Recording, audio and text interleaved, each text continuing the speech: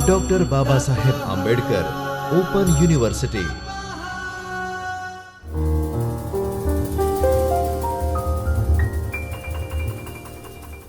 નમસ્કાર વિદ્યાર્થી મિત્રો.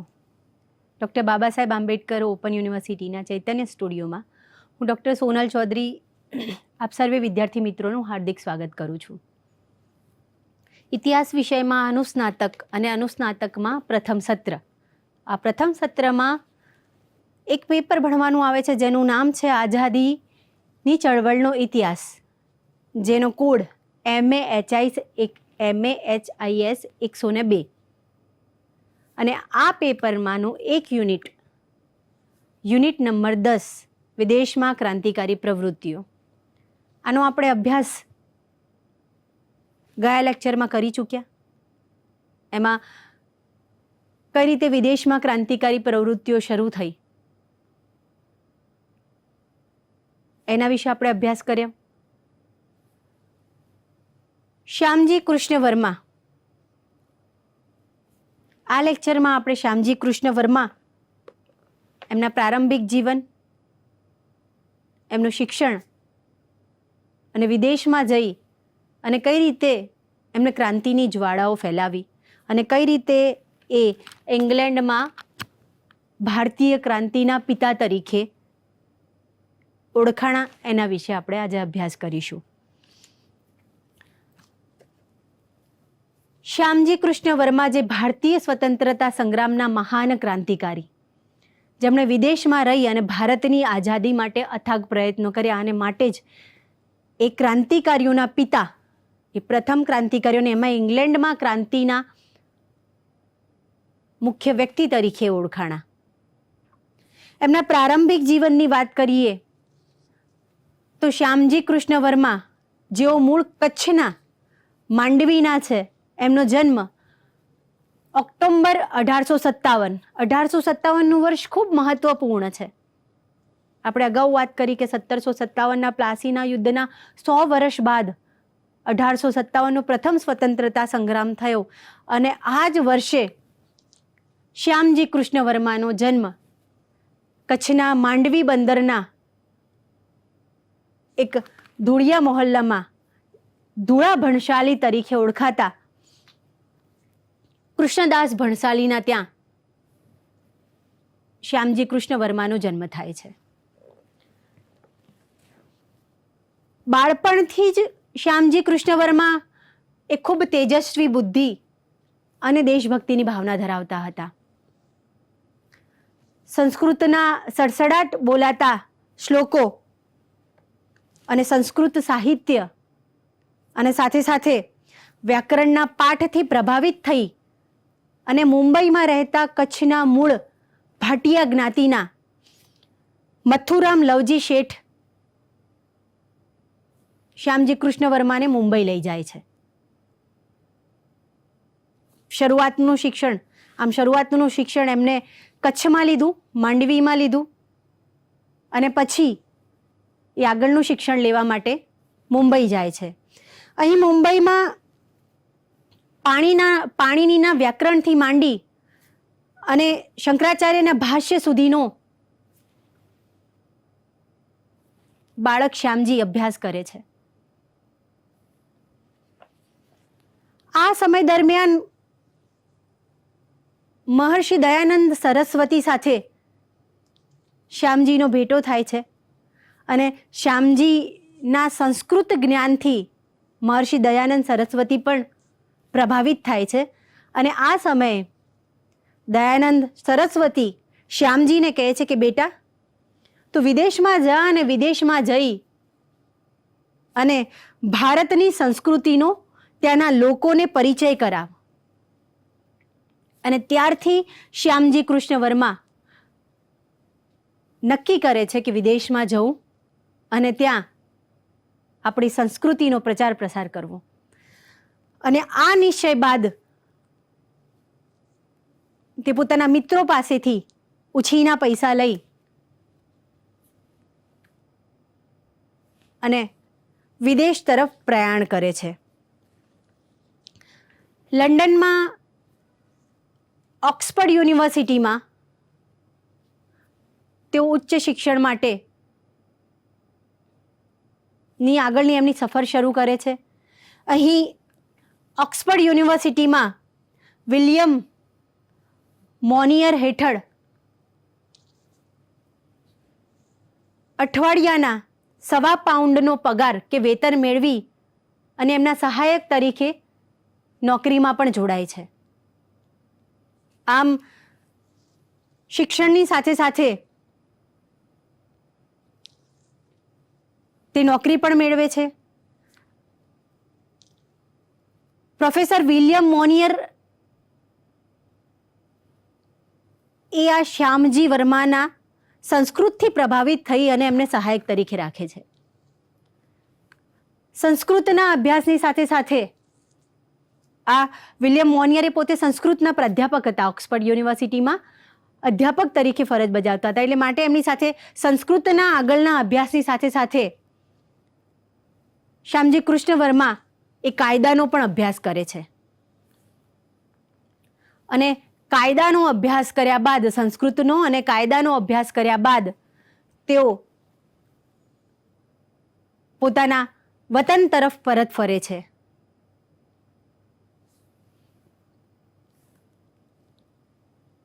વતન તરફ પરત ફર્યા બાદ 1888માં મુંબઈની હાઈકોર્ટમાં વકીલ તરીકેની અરજી કરે છે. આ સાથે સાથે રતલામના દીવાન તરીકે પણ એ નિયુક્ત થાય છે, ત્યાં જોડાય છે. અને 1888માં તેઓ અજમેરમાં વકીલાત શરૂ કરે છે.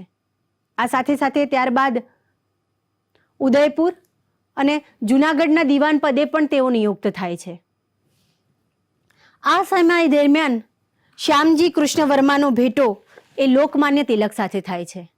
અને લોકમાન્ય તિલક પણ તેમને વિદેશની ધરતી ઉપર જઈ અને ક્રાંતિની જ્વાળાઓ ફેલાવવા માટેનો સંદેશ આપે છે.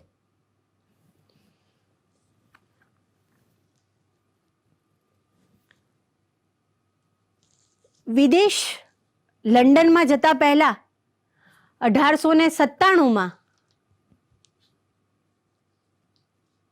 પ્લેગ કમિશનર રંકની હત્યા, જેમાં ચાપેકર બંધુઓનું નામ જોડાયેલું છે, આ ચાપેકર બંધુઓની સાથે શ્યામજી કૃષ્ણ વર્માનું પણ નામ જોડાય છે. અને આ નામ જોડાયા બાદ તેઓ તરત જ ઇંગ્લેન્ડ ભણી પ્રયાણ કરે છે. આમ મિત્રો, આપણે જોયું કે એ સમયે વિદેશ તરફ જવાનું એમનું જે રાહ છે એમાં મુખ્ય પરિબળો તરીકે દયાનંદ સરસ્વતી, કે તેમને વિદેશમાં જઈ અને ભારતીય જ્ઞાનનો પ્રચાર પ્રસાર કરવાનું કીધું હતું, ભારતીય સંસ્કૃતિનો પ્રચાર પ્રસાર કરવાનું કીધું હતું. એ જ રીતે લોકમાન્ય તિલકે પણ એમને ભારત ઉપર જઈ અને ભારતની સ્વતંત્રતાના પડઘમ, ભારતીય સ્વતંત્રતાની ક્રાંતિનો ફેલાવો કરવા માટે એમણે કીધેલું હતું. આમ એમની ઉપર વિદેશ જવા માટેનો જે પ્રભાવ છે, આ બે વ્યક્તિઓની સાથે સાથે ઓક્સફર્ડ યુનિવર્સિટીમાં તેઓ સંસ્કૃતનો અભ્યાસ કરે છે. અને આ અભ્યાસ દરમિયાન ભાષા અને ભારતીય ગ્રંથોનો ઊંડો અભ્યાસ કરવાની સાથે એ તેઓ સંસ્કૃતના અનેક ભાષણો પણ કરે છે. અને આ સંસ્કૃતના ભાષણોના કારણે સંસ્કૃતના પ્રાધ્યાપક મોનિયર વિલિયમ્સના જે સંકુલ છે, જે બૌદ્ધિક સંકુલ છે, એમાં પણ તેઓ સ્થાન મેળવે છે. આ સાથે સાથે આપણે અગાઉ જે અભ્યાસ કર્યો કે ઓક્સફર્ડ યુનિવર્સિટીમાં તેઓ જ્યારે અભ્યાસ કરતા હતા ત્યારે તેઓ એક નોકરી પણ કરતા હતા, જેનો પગાર £1.25, અઠવાડિયાનો £1.25 હતો. પરંતુ સાથે સાથે એમના જે અધ્યાપક છે મોનિયર વિલિયમ્સની ખાસ ભલામણથી એમને કચ્છના રાજવી તરફથી £100 3 વર્ષ માટે £100 સહાય એટલે કે શિષ્યવૃત્તિ પણ મળી હતી.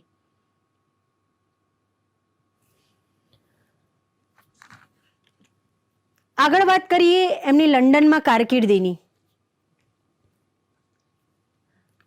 હતા તો પોતે કચ્છના એક વેપારી કુટુંબમાંથી આવતા વ્યક્તિ હતા, માટે ત્યાં પણ વેપાર શરૂ કરે છે અને આ વેપાર દ્વારા તેઓ અઢળક સંપત્તિ ભેગી કરે છે. પરંતુ આ અઢળક સંપત્તિનો ઉપયોગ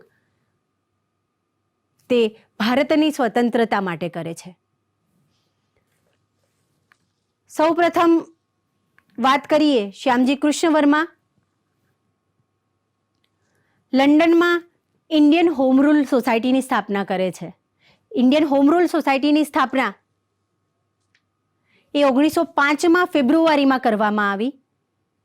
એ જ સમયે ઇન્ડિયન હોમ રૂલ સોસાયટી પહેલા જાન્યુઆરી 1905 ઇન્ડિયન સોશિયોલોજિસ્ટ નામના અખબારની એમણે શરૂઆત કરી હતી. ફેબ્રુઆરીમાં ઇન્ડિયન હોમ રૂલની સોસાયટીની સ્થાપના કરી. આ ઇન્ડિયન હોમ રૂલ સોસાયટીની સ્થાપના કરવા પાછળનો ઉદ્દેશ્ય ભારત માટે સ્વરાજ્ય મેળવવું, આ સાથે સાથે યુનાઇટેડ કિંગડમમાં સ્વરાજ પ્રાપ્તિ માટે ત્યાંના લોકોમાં પ્રચાર પ્રસાર કરવો અને ભારતના લોકોમાં પણ સ્વતંત્રતા માટેનો પ્રસારણ કરવું, એ આ મુખ્ય ઇન્ડિયન હોમ રૂલ સોસાયટીની સ્થાપનાનો ઉદ્દેશ્ય હતો. ઇન્ડિયન હોમ રૂલની સોસાયટીની સ્થાપના બાદ ઇન્ડિયા હાઉસની સ્થાપના જુલાઈ 1905 કરવામાં આવે છે. 25 વ્યક્તિઓ રહી શકે એવા ઇન્ડિયા હાઉસની સ્થાપના કરવા પાછળનો ઉદ્દેશ્ય લંડનમાંથી જે ભારતીયો ક્રાંતિકારી પ્રવૃત્તિઓ માટે આવતા હતા, આ ક્રાંતિકારી પ્રવૃત્તિઓ ઇન્ડિયા હાઉસમાં થઈ શકે એ માટે આવા વિદ્યાર્થીઓ અને ક્રાંતિકારીઓ માટેનું એક સ્થળ એટલે ઇન્ડિયા હાઉસ. ઇન્ડિયા હાઉસમાં ગ્રંથાલય, અભ્યાસખંડ, વાંચન ખંડ, રમતખંડ, આવા અલગ અલગ ખંડો હતા. ઇન્ડિયા હાઉસની વાત કરીએ તો આ જ ઇન્ડિયા હાઉસમાં મેડમ કામા, વીર સાવરકર, સરદારસિંહ રાણા વગેરે વગેરે ત્યાં રહી અને અનેક ક્રાંતિકારી પ્રવૃત્તિઓ કરેલી હતી.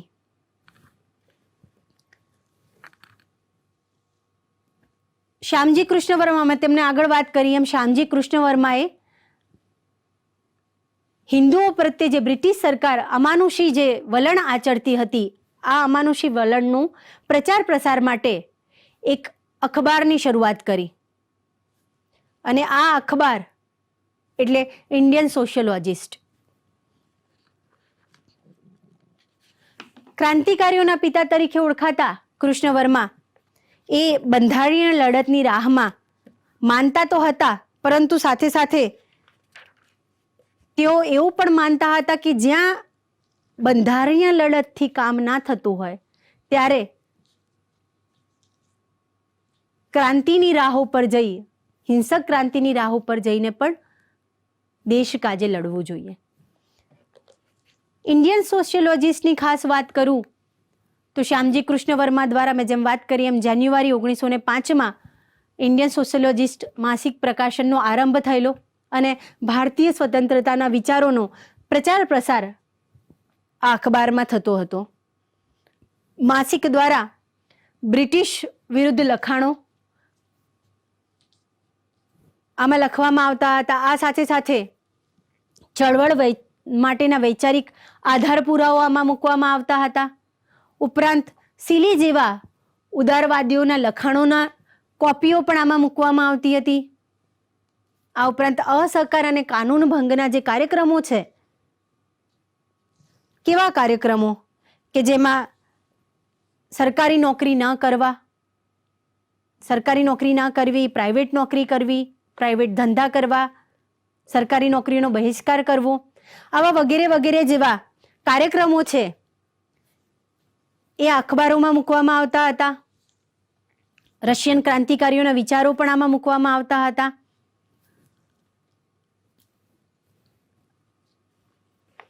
મકરંદ મહેતા, ડૉક્ટર મકરંદ મહેતા જે એક ઇતિહાસકાર છે, ગુજરાતના ઇતિહાસકાર, એ પોતાના પુસ્તક બ્રિટનમાં ગુજરાતી ડાયસ્પોરા એમાં ઇન્ડિયન સોશિયોલોજિસ્ટ વિશે લખે છે કે લંડનથી જબરજસ્ત ક્રાંતિકારી જનરલ ઇન્ડિયન સોશિયોલોજિસ્ટનું પ્રકાશન 1905માં કચ્છના એક મહાન રાષ્ટ્રવાદી શ્યામજી કૃષ્ણ વર્માએ શરૂ કર્યું. આના ઉપરથી ઇન્ડિયન સોશિયોલોજિસ્ટની જે અસર છે એ આપણે જોઈ શકીએ છીએ. આ સિવાય ટોલ્સ્ટોયનું એક લખાણ હતું જેમાં ટોલ્સ્ટોએ ખાસ વાત કરી હતી કે 20 કરોડ હિન્દુઓ બ્રિટિશ સરકારને આધીન થવાનો ઇનકાર કરે, એમની નોકરીઓ લેવાનો ઇનકાર કરે, તેમને કર આપવાનો ઇનકાર કરે, એમને અપાતી લાલચોમાં, અંગ્રેજ સરકાર દ્વારા અપાતી લાલચોમાં ફસાય નહીં અને કાયદાને તાબે ન થાય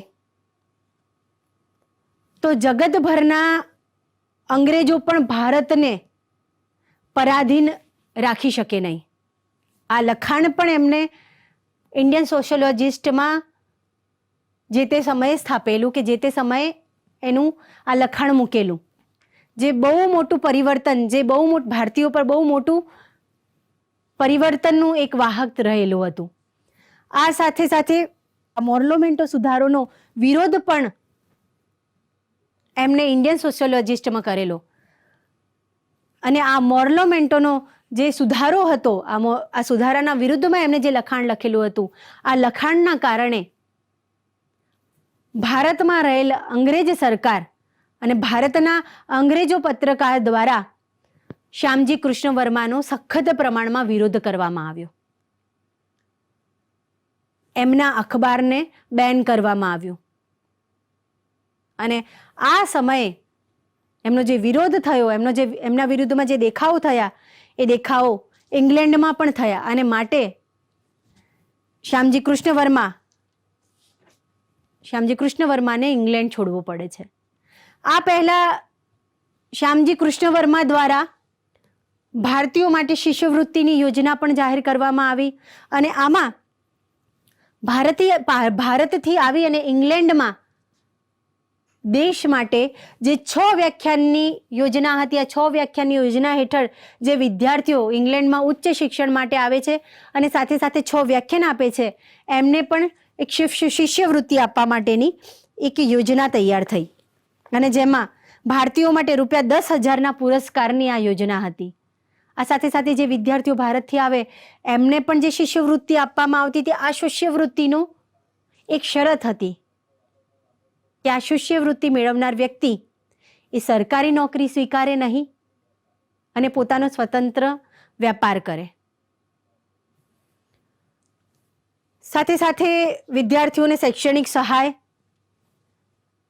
અને એમના જ્ઞાનમાં વધારો થાય એવા પ્રકારના પણ શ્યામજી કૃષ્ણ વર્મા દ્વારા પ્રયત્નો કરવામાં આવતા. મેં જેમ વાત કરી કે મોર્લોમેન્ટો જે સુધારો હતો, આ સુધારોની ટીકા જે છે એ શ્યામજીએ પોતાના અખબારમાં કરી અને એની સામે વિરોધમાં શ્યામજી કૃષ્ણ વર્માએ પોતાનું કેટલું ગુમાવવું પડ્યું.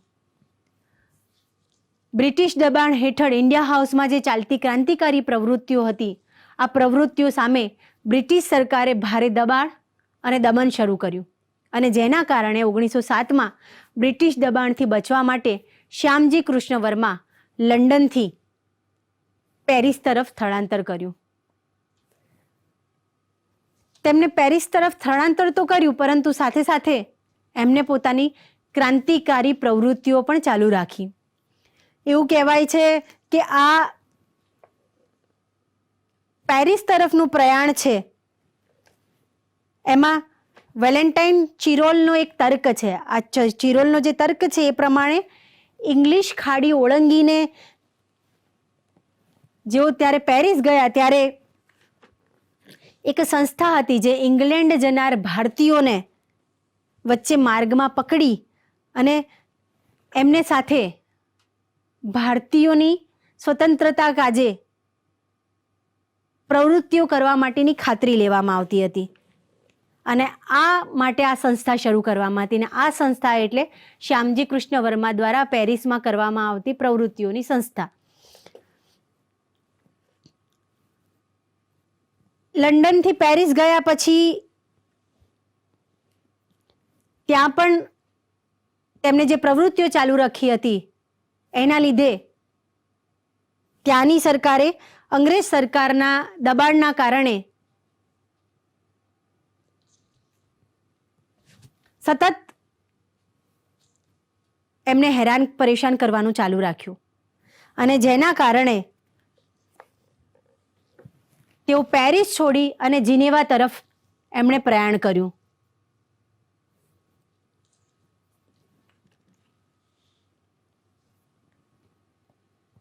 જીનેવામાં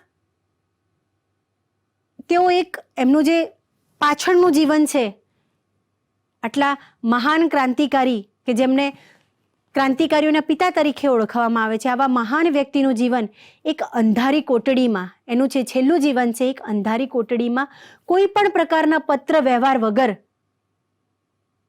ત્યાં 30 માર્ચ 1930ના રોજ જીનેવામાં, સ્વિટ્ઝરલેન્ડના જીનેવામાં શ્યામજી કૃષ્ણ વર્માનું અવસાન થયું.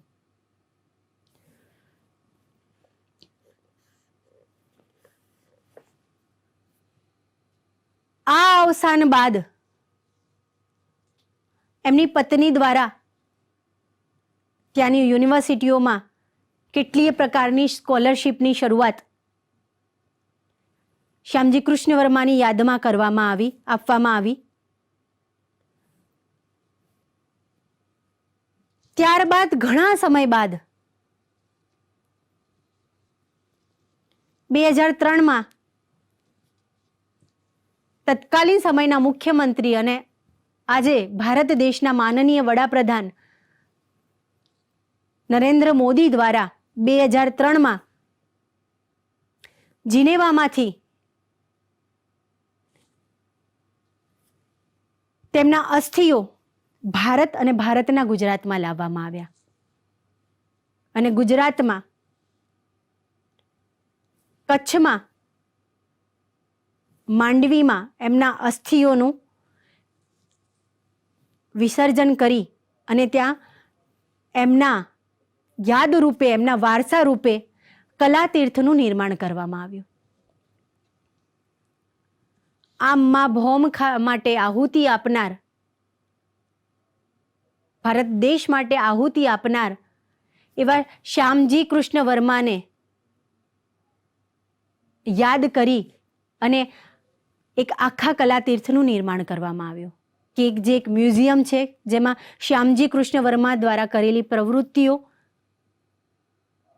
નો આખો અહેવાલ આ મ્યુઝિયમમાં જોવા મળે છે. આમ એક સાચા સ્વતંત્ર વીરના બલિદાનને એક યાદ રૂપે આજે આપણે આ કલાતીર્થમાં જોઈ શકીએ છીએ. તો મિત્રો, આજે આપણે શ્યામજી કૃષ્ણ વર્માના પ્રારંભિક જીવનથી એમના મૃત્યુ સુધીનો અભ્યાસ કર્યો. સાથે સાથે એક વીરના બલિદાનને કઈ રીતે નવાજવામાં આવ્યો, કઈ રીતે પ્રોત્સાહિત કરવામાં આવ્યો આ કલાતીર્થ મારફતે, એનો પણ અભ્યાસ કર્યો. હવે પછી એક નવા લેક્ચરમાં આપણે મેડમ કામા એમના વિશે અભ્યાસ કરીશું. અસ્તુ. સ્વાધ્યાયઃ પરમ